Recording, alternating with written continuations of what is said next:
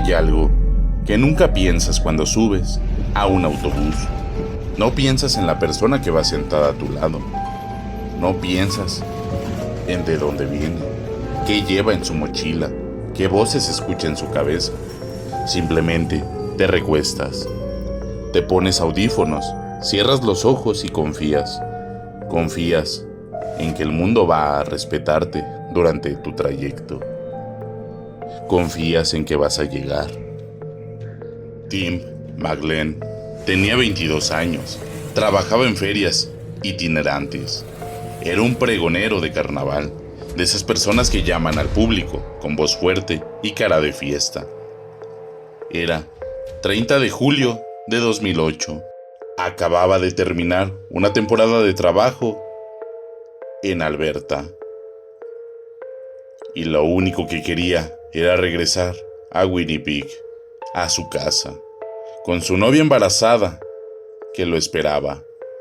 Subió al autobús Greyhound 1170. Se fue al fondo, se puso los audífonos, se recostó contra la ventana y nunca llegó. Bienvenido a Archivo Siniestro. Hoy abriremos uno de los expedientes más perturbadores de la historia criminal de Canadá.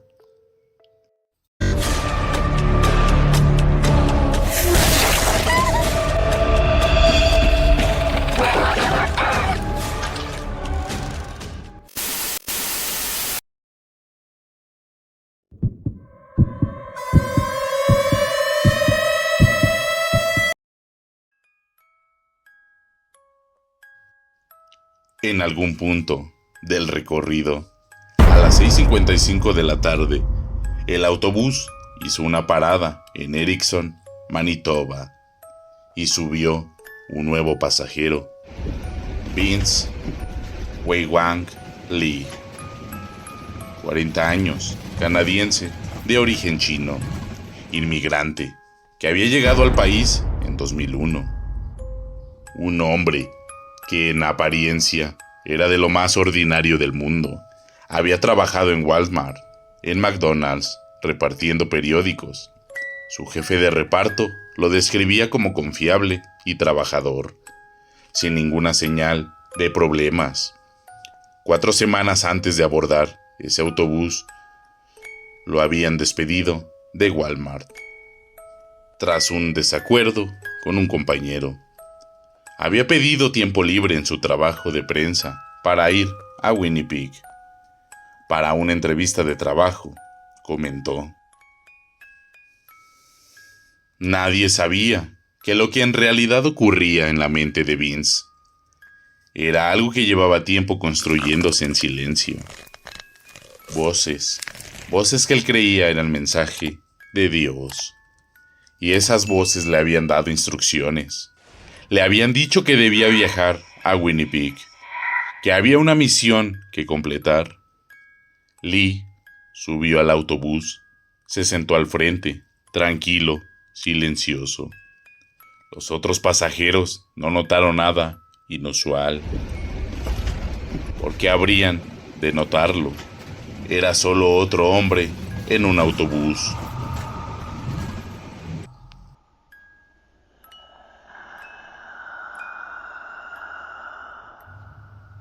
A las 7 de la tarde, el autobús hizo una segunda parada. Brandon, Manitoba. Fue durante esa parada cuando algo cambió en Vince. Cuando los pasajeros volvieron a subir, Lee no regresó al asiento del frente. Se fue al fondo del autobús y se sentó directamente al lado de Tim McLean. Tim no lo notó. Tenía los audífonos puestos, los ojos cerrados, la cabeza recostada contra la ventana. No había cruzado una sola palabra con el hombre que acababa de sentarse a su lado, y nunca lo haría. Lo que los investigadores y testigos reconstruyeron después es que en algún punto del trayecto, a unos 30 kilómetros al oeste, Vince exclamó algo en voz alta. Los pasajeros más cercanos lo recordaron después. Sonó como alguien que estaba en medio de una llamada telefónica. Una voz nerviosa, enérgica, algo parecido a está bien, lo haré. Nadie se preocupó. ¿Por qué? ¿Por qué habrían de hacerlo? Era solo otro hombre en un autobús. Y entonces, Vince Lee sacó el cuchillo.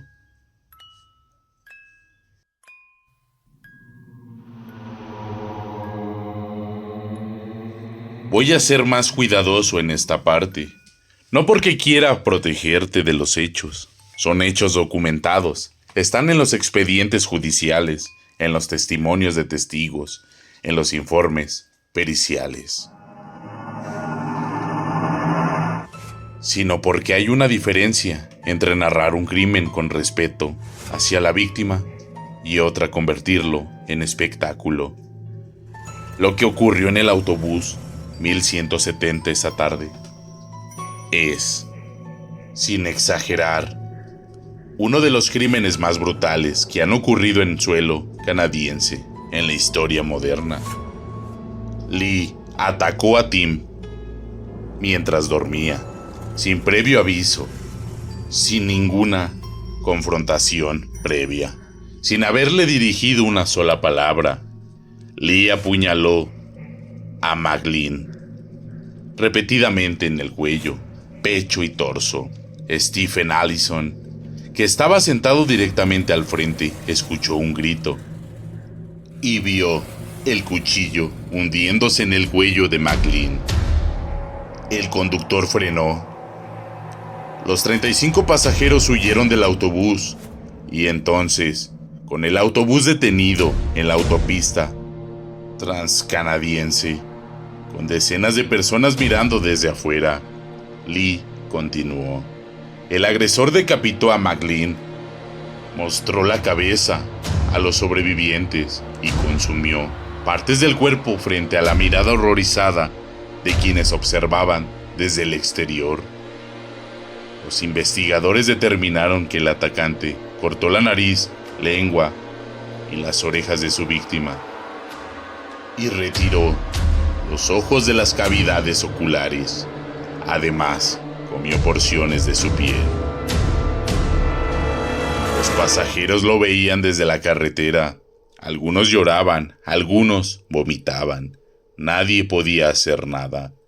La policía llegó alrededor de las 8:30 de la noche, iniciando un enfrentamiento en el que el sospechoso alternaba entre caminar por el largo del autobús y profanar el cadáver.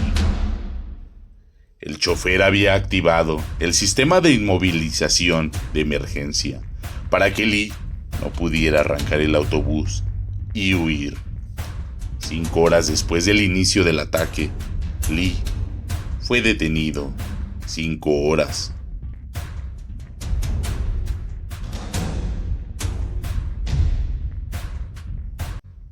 El 5 de marzo de 2009, Vince compareció ante un tribunal. Lee no quiso defenderse y reconoció directamente su participación en los hechos, por los cuales pidió perdón. Pero su defensa presentó algo que cambiaría el curso del proceso: un diagnóstico psiquiátrico, esquizofrenia paranoide. Lee aseguraba haber escuchado voces de Dios que le advertían que Maclean era un demonio que debía ser eliminado para salvar al mundo. Los psiquiatras que lo evaluaron concluyeron que en el momento del crimen, Lee era incapaz de comprender la naturaleza de sus actos, que la enfermedad había borrado temporalmente la diferencia entre realidad y delirio. El tribunal aceptó este diagnóstico. Lee fue declarado no responsable penalmente por asesinato y remitido a un centro de salud mental de alta seguridad en Manitoba. No hubo prisión, no hubo condena, solo un centro de salud mental.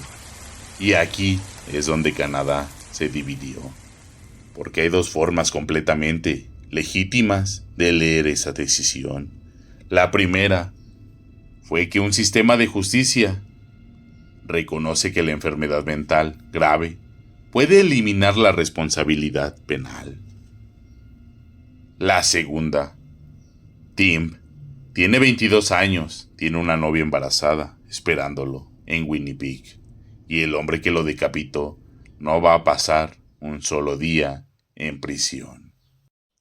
Vince fue enviado a un centro de salud mental de alta seguridad. Un año después, se le permitió caminar en los jardines con supervisión. En mayo de 2011 fue considerado paciente modelo. Y en mayo de 2012 se le permitieron recibir visitas supervisadas.